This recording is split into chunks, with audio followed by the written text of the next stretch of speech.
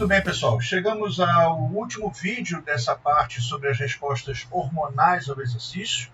Essa é a nossa videoaula número 15 nesse momento.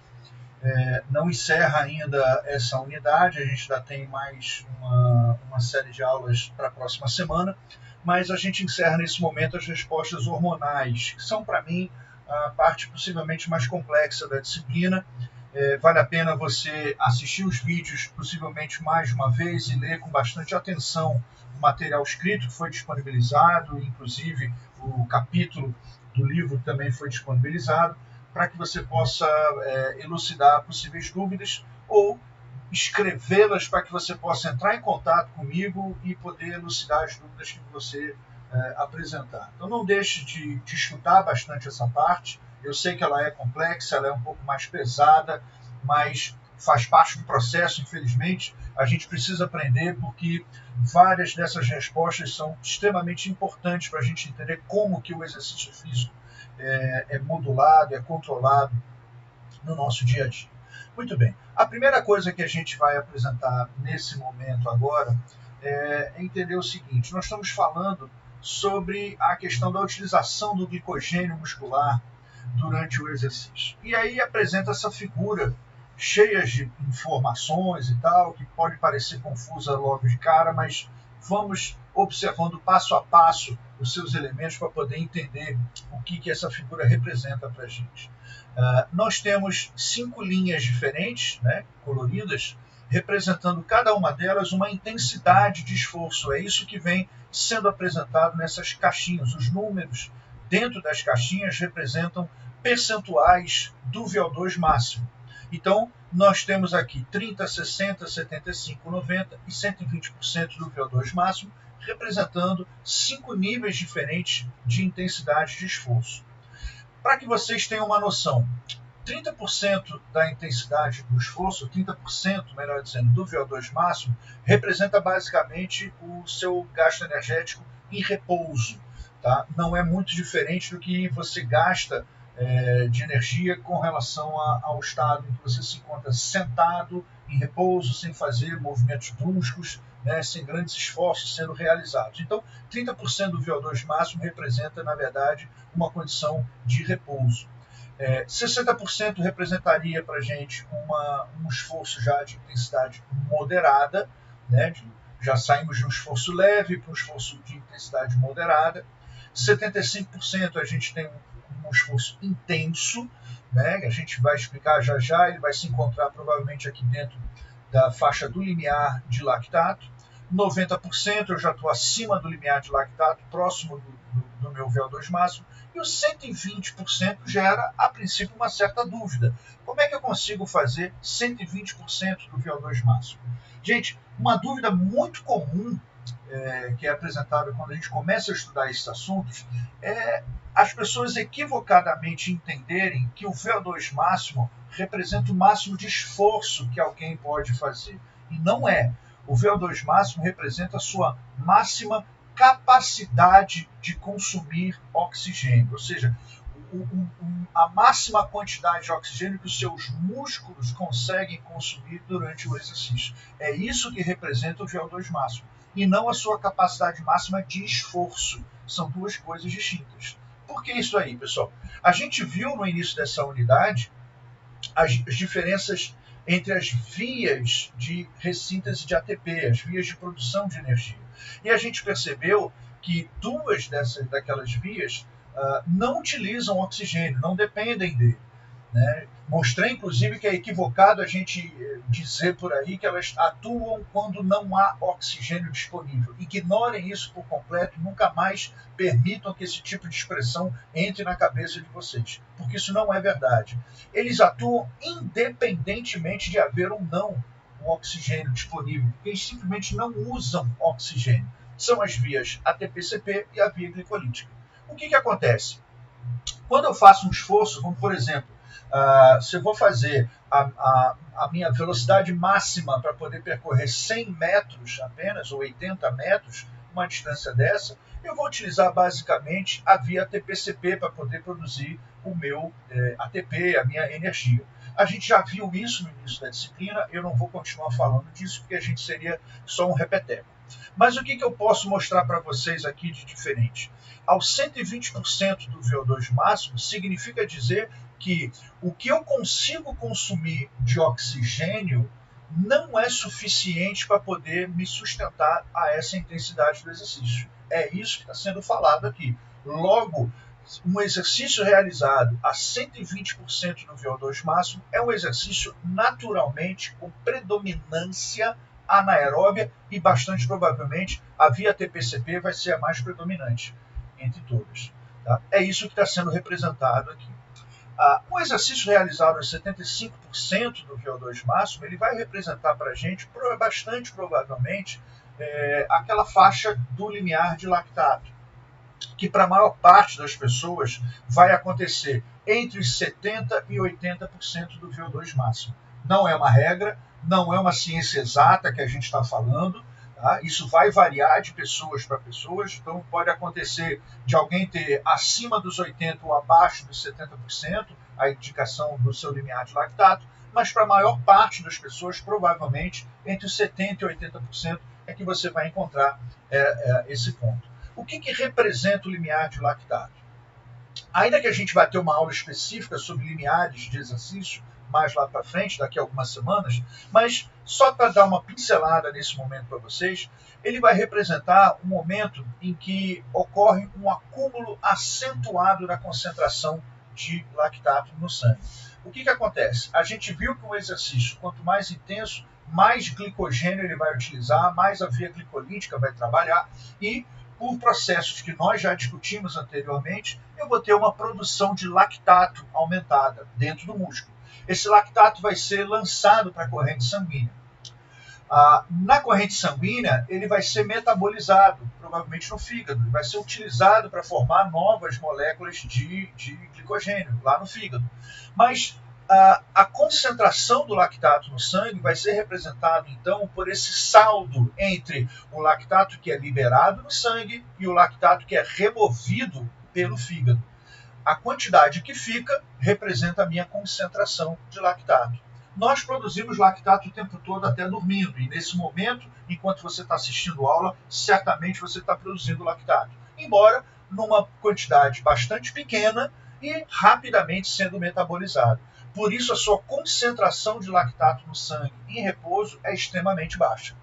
Muito bem, quando eu vou fazendo o exercício em intensidades progressivas, né, aquele exercício típico de um teste de esforço, teste ergométrico e tal, o meu esforço vai aumentando conforme o tempo vai passando. Com isso, eu vou aumentando cada vez mais a necessidade de ATP rápido, e isso vai fazendo com que a minha necessidade de utilizar mais a via glicolítica vá sendo cada vez maior. Então eu vou produzindo cada vez mais lactato e não dando tempo necessariamente para que ele seja removido apropriadamente, de forma satisfatória. Então eu começo a ter um acúmulo de lactato. Acompanhando a bolinha vermelha na tela aqui agora, é como se eu fosse aumentando e aumentando e aumentando. Estou sempre subindo a bolinha, mas num dado momento ela passa a subir muito mais. O momento em que eu tenho a quebra dessa curva de lactato, ela vinha aumentando um pouquinho, de repente passa a aumentar muito. O momento em que acontece essa quebra é o que a gente chama de limiar de lactato. Ele representaria, de algum modo, essa mudança, essa transição de um esforço que teria uma maior predominância, uma predominância oxidativa na produção de ATP para uma predominância glicolítica de produção de ATP. Essa aqui é a ideia, é a teoria por trás da história do limiar de lactato. O que significa dizer, então, pessoal, que o limiar de lactato ele vai ser representativo de um nível de esforço bastante alto e que a via glicolítica vai ser bastante solicitada. Nesse momento, é isso que é importante para a gente aqui. Seguindo as representações gráficas dessa figura, nós temos também setas colocadas em algumas das intensidades. Essas setas representam a exaustão. Então, o momento em que houve exaustão, a fadiga foi alta ao ponto de eu não conseguir mais continuar o exercício naquela mesma intensidade. Então, o que a gente tem aqui? Ó? O esforço realizado a 120% do VO2 máximo gerou uma duração de esforço bem pequena, o indivíduo chegou à exaustão. A mesma coisa aos 90%, a mesma coisa aos 75%. Veja que interessante que aos 30% e aos 60% nós não temos setas. Significa dizer que nesse momento em que foi identificado aqui o fim do exercício, não houve a identificação de exaustão. Então eles poderiam ter continuado o exercício ainda por mais tempo nessa mesma intensidade. Voltando a frisar que aos 30% eu basicamente me encontro ao nível do repouso ou apenas alguma coisa acima disso. Outra coisa que é importante, que eu gostaria que vocês ignorassem por completo nessa figura, é essa identificação do tempo. Pessoal, esses tempos estão errados, eles são equivocados. Não é possível que você vai conseguir se manter durante 30 minutos fazendo uma corrida, por exemplo, a 90% do VO2 máximo. Isso não vai acontecer. A duração desse esforço vai ter que ser bastante menor. Seria algo próximo ali de 1 a 2 minutos apenas, e certamente não 30 minutos, né, fazendo esforço nessa condição.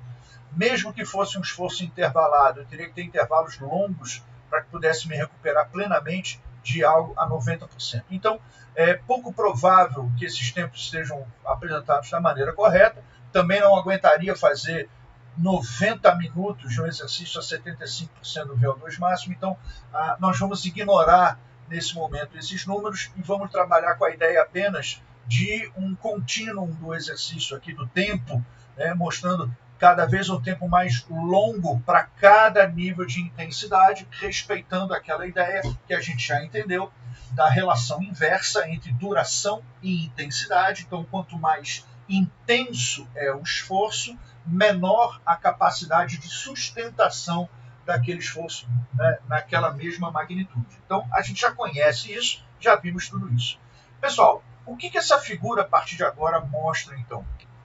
No eixo Y aqui, na vertical, a gente está mostrando qual é o nível de depressão do glicogênio. Significa dizer o seguinte: a depressão era zero, significava que as minhas reservas de glicogênio estavam intactas antes de eu iniciar o exercício, e a cada valor que está sendo apresentado aqui significa dizer que eu estou tendo uma perda considerável do glicogênio. Mostra aqui quanto de glicogênio foi utilizado, né, foi degradado durante o exercício. Vamos começar olhando as duas intensidades extremas, né, para que a gente tenha noção disso. Vejam, aos 30% do VO2 máximo, a depressão de glicogênio é muito baixa, é a menor de todas. Qual é a razão para isso? Quando eu me encontro em repouso ou fazendo exercícios de intensidade muito baixa, provavelmente eu vou me encontrar numa predominância oxidativa de produção de ATP, mas mais do que isso, eu vou utilizar primariamente o metabolismo das gorduras para poder prover esse ATP. Por que isso, pessoal? Porque eu não tenho pressa para ter esse ATP sendo reconstituído. O meu gasto é muito pequeno, logo a reposição do ATP não precisa ser tão rápida. Dá tempo de eu esperar a produção que é feita a partir das gorduras.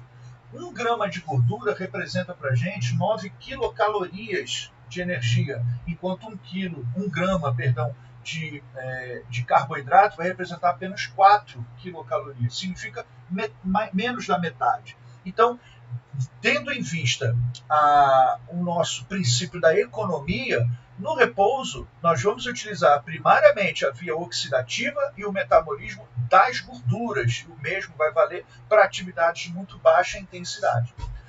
Seguindo, do lado de cá, eu tenho um aumento da utilização do glicogênio, mais do que eu tinha em repouso, mas não é a maior de todas as utilizações. Por que isso aqui? A principal via metabólica utilizada é a via ATP-CP, é o fosfagênio, né, a fosfocreatina, e não a via glicolítica, embora a via glicolítica tenha uma participação importante. Vendo agora as linhas intermediárias, 60% de intensidade já gera um aumento considerável da utilização dos carboidratos. Então, o glicogênio passa a ter um papel mais importante, embora eu ainda me encontre dentro de uma predominância oxidativa. Relembrando que a via glicolítica faz parte também da via oxidativa. Então, eu tenho uma maior participação da via glicolítica, embora eu ainda esteja na predominância oxidativa da produção do ATP. Nos 90%, eu tenho um pouco mais de participação da via glicolítica, obviamente, né? E o exercício chega a uma exaustão num tempo relativamente curto, bastante provavelmente por conta da acidose em alta escala que é formada nesse tipo de intensidade. E aí, vamos ao principal elemento que a gente apresenta nessa figura, que é o exercício feito aos 75%. Tá? Volto a insistir a vocês que esses valores são apenas didaticamente apresentados, então não leve a precisão matemática como sendo uma certeza para vocês.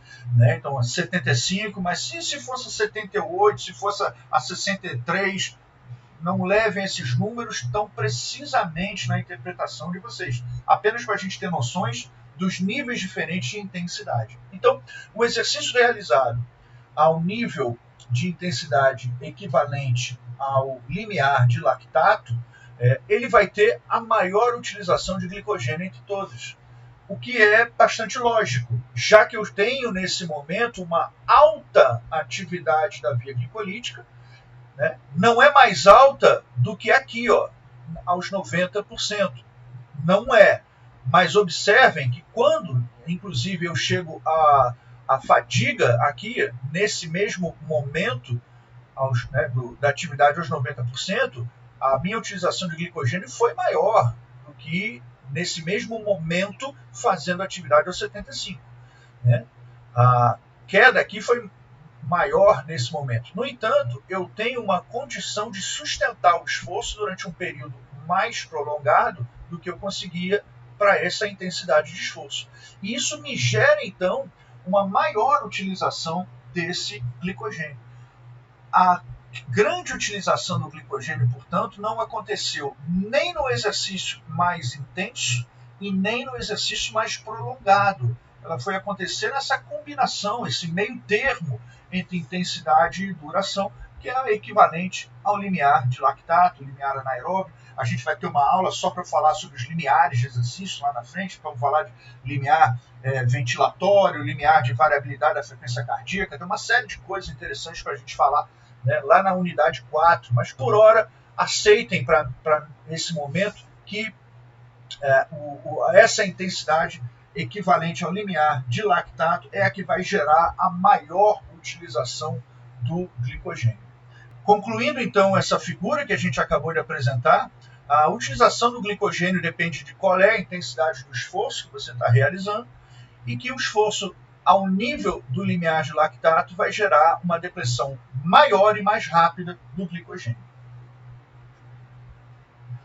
Essa outra figura agora, importante ressaltar, ambas são figuras extraídas do capítulo 5 do livro do Scott Powers e Edward Hawley, já disponibilizado para vocês.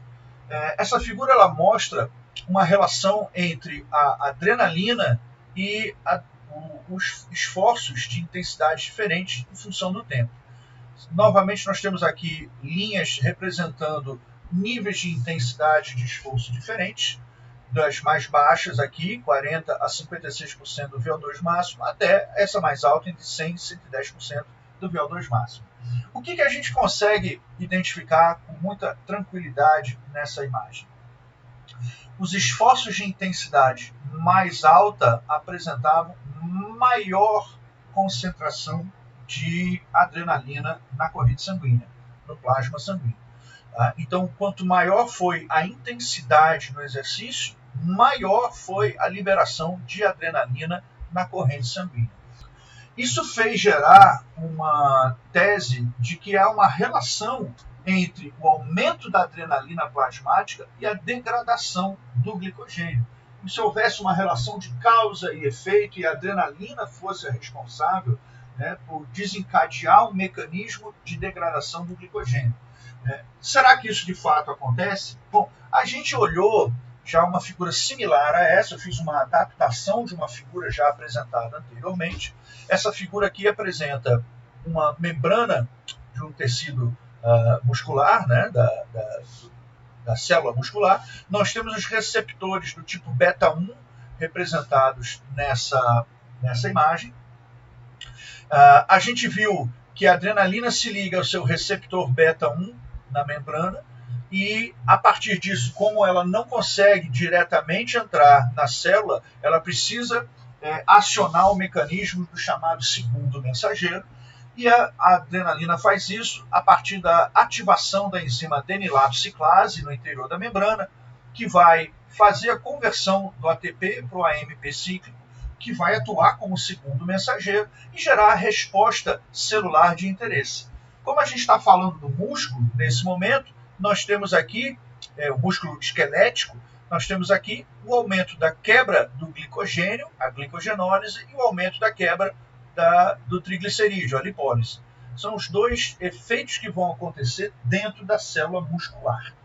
Isso acontece porque o evento que inicia essa cascata de eventos posterior aqui é justamente a ligação da adrenalina com o seu receptor beta 1 na membrana da célula muscular.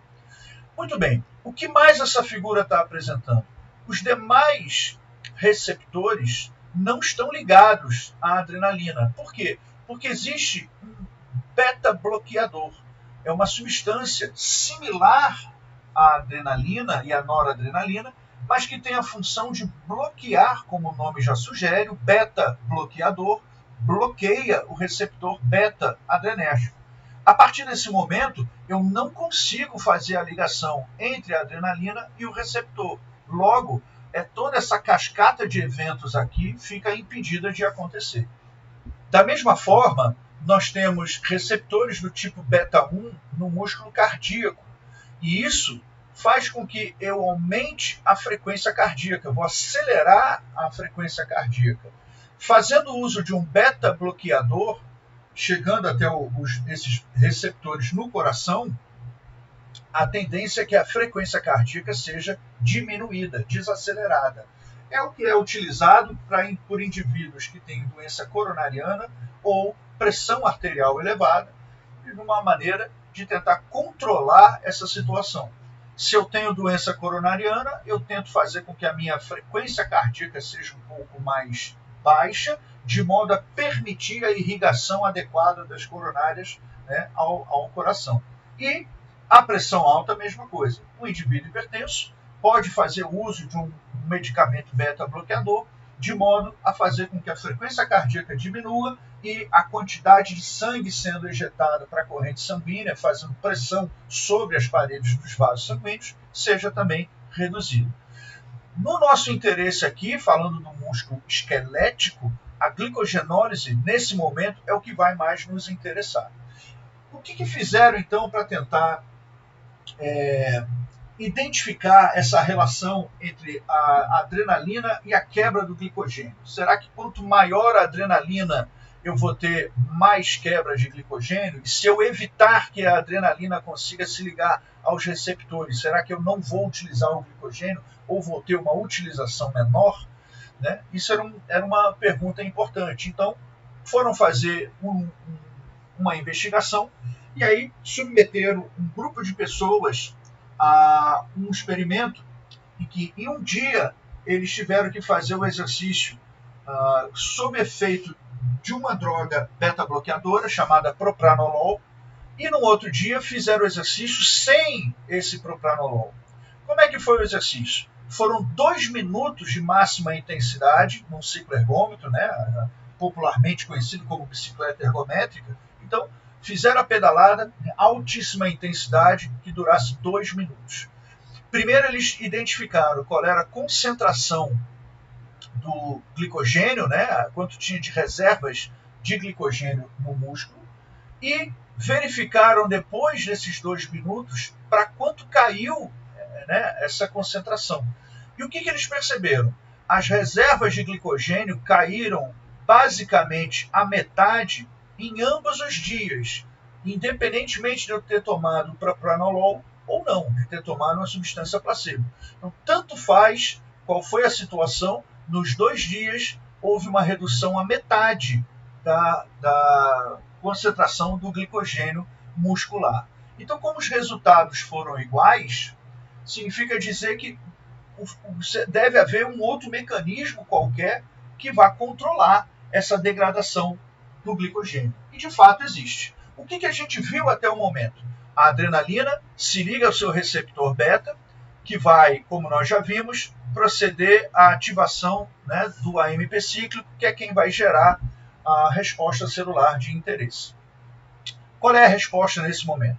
Uma fosforilase A, B, que vai ser convertida a fosforilase A, que vai gerar então a quebra do glicogênio em glicose. Isso foi o que a gente viu até o momento.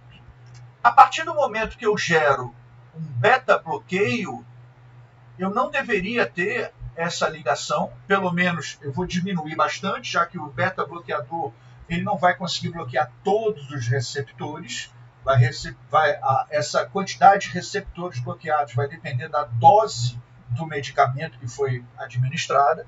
Então, ele deveria haver uma redução importante dessa quebra do glicogênio, já que esse mecanismo foi, pelo menos parcialmente, interrompido. No entanto, quando a gente faz exercício, para as nossas contrações e relaxamentos musculares poderem acontecer apropriadamente, é necessário que o retículo sarcoplasmático, que é uma organela da célula muscular, libere cálcio no citoplasma dessa célula. Nós vamos ver com mais detalhes o retículo sarcoplasmático e a sua função na próxima unidade, mas por enquanto fiquem tranquilos para saber apenas isso.